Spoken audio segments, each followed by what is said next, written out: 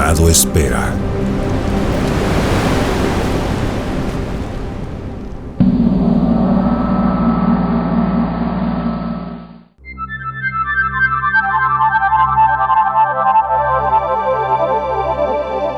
Existe una fuerza que mueve a todos los seres humanos de manera inconsciente, aunque no todos aprovechan su máximo potencial, debido a que sus vidas se encuentran en un punto de comodidad inamovible.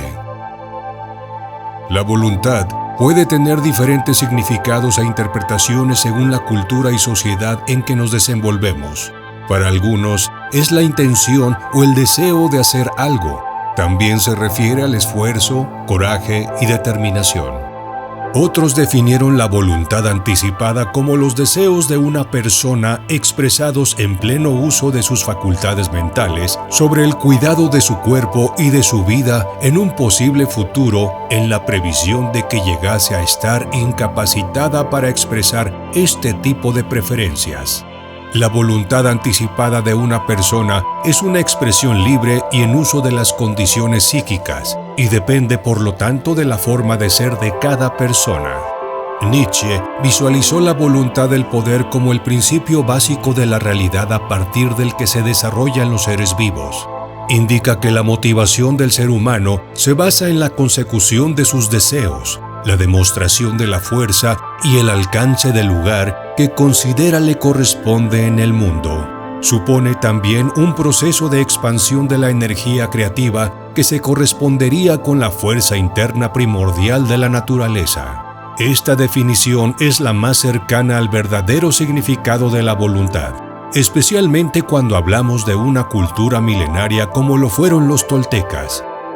Estos hombres de conocimiento desentrañaron en lo más profundo de su ser que existen los 8 puntos del hombre: la razón, que se relaciona con el habla; la voluntad, que se relaciona con el sentir, el soñar y el ver.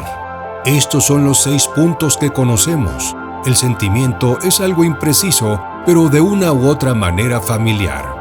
Los otros 2 puntos están en los confines mismos de la percepción y a los cuales se les llamó la explicación de los hombres de conocimiento.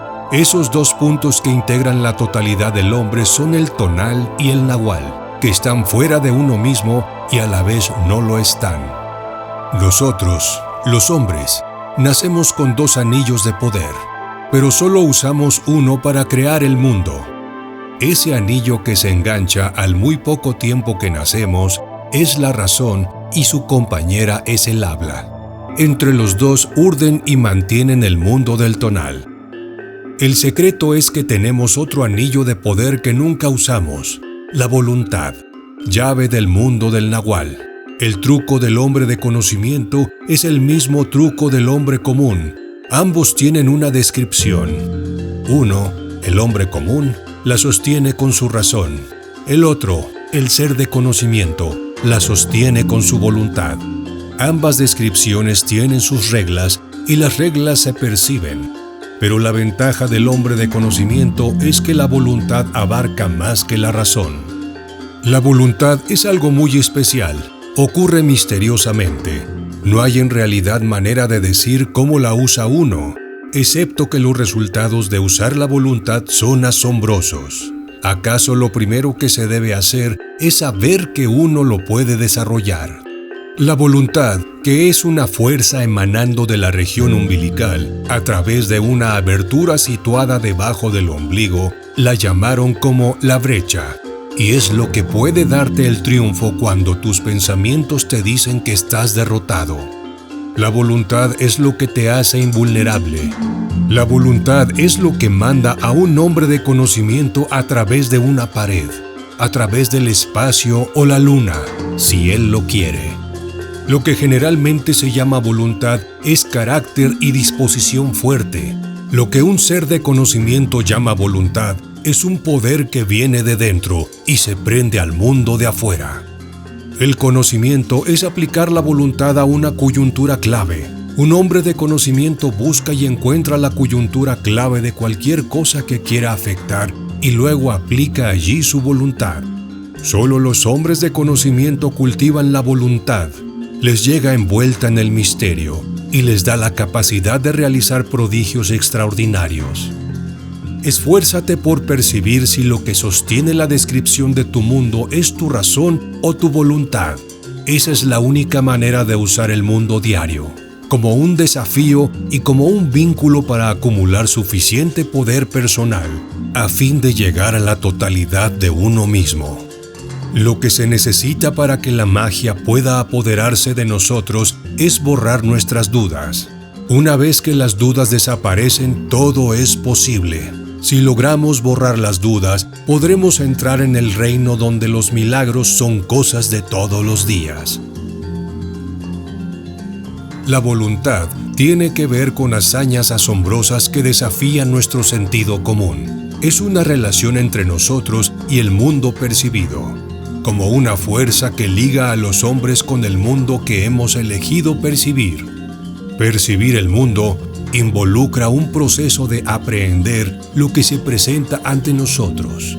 Esta percepción particular se lleva a cabo con nuestros sentidos y nuestra voluntad. La voluntad ocurre misteriosamente.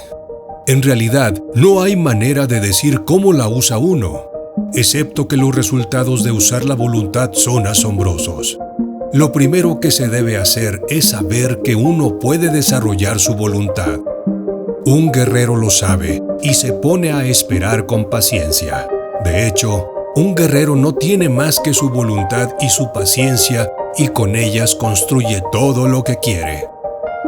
La voluntad es una fuerza, un poder. Ver no es una fuerza, sino más bien una manera de atravesar cosas. Cuando un guerrero ha adquirido paciencia, está en camino hacia la voluntad.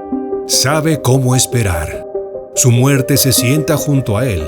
Son sus amigos. Su muerte le aconseja, en formas misteriosas, cómo escoger, cómo vivir estratégicamente, y el guerrero espera. El guerrero aprende sin apuro porque sabe que está esperando su voluntad, y un día logra hacer algo que por lo común es imposible de ejecutar. A lo mejor ni siquiera advierte su acto extraordinario, pero conforme sigue ejecutando actos imposibles o siguen pasándole cosas imposibles, se da cuenta de que una especie de poder está surgiendo. Un poder que sale de su cuerpo conforme progresa en el camino del conocimiento. Al principio es como una comezón en el vientre, o un calor que no puede mitigarse. Luego se convierte en un dolor. Es un gran malestar.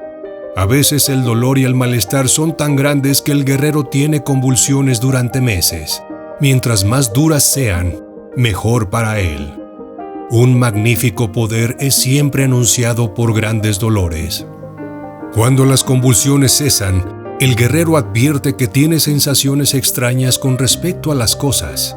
Advierte que puede tocar cualquier cosa que quiera con una sensación que sale de su cuerpo, por un sitio abajo o arriba de su ombligo. Esa sensación es la voluntad, y cuando el guerrero es capaz de agarrar con ella, puede decirse con justicia que es un hombre de conocimiento y que ha adquirido voluntad. Uno aprende a actuar como guerrero actuando, no hablando. El conocimiento es acción. Pero el guerrero espera su voluntad, algo que sucede misteriosamente y que solo puede ser esperado. La voluntad es mucho más que un desear o un querer. Es una fuerza inexplicable que de pronto está, algo que un hombre usa, por ejemplo, para ganar una batalla que, según todos los cálculos, debería perder. Sin embargo, el espíritu de un guerrero no está engranado para ganar o para perder, solo para la lucha, y cada lucha es su última batalla sobre la tierra. Por consiguiente, al guerrero le importa muy poco el resultado, y deja fluir su espíritu libre y claro. Y mientras libra su batalla, sabiendo que su voluntad es impecable, el guerrero ríe y ríe. Cada acto del guerrero es su última batalla sobre la tierra. En esta lucha, el guerrero solo tiene su voluntad y su paciencia, y con ellas construye todo lo que quiere. Lo primero que ha de adquirirse es la paciencia. Con ella se está en el camino de la voluntad. Pero hay que cuidarse. La voluntad se nos escapa por un boquete que hemos de cerrar. Se nos puede ir la vida. No debemos entregarnos, sino cuidar el ánimo del guerrero. Estás en lo que estás porque has decidido estar allí, no porque otros te hayan puesto en ese lugar o porque deseen hacerte algo.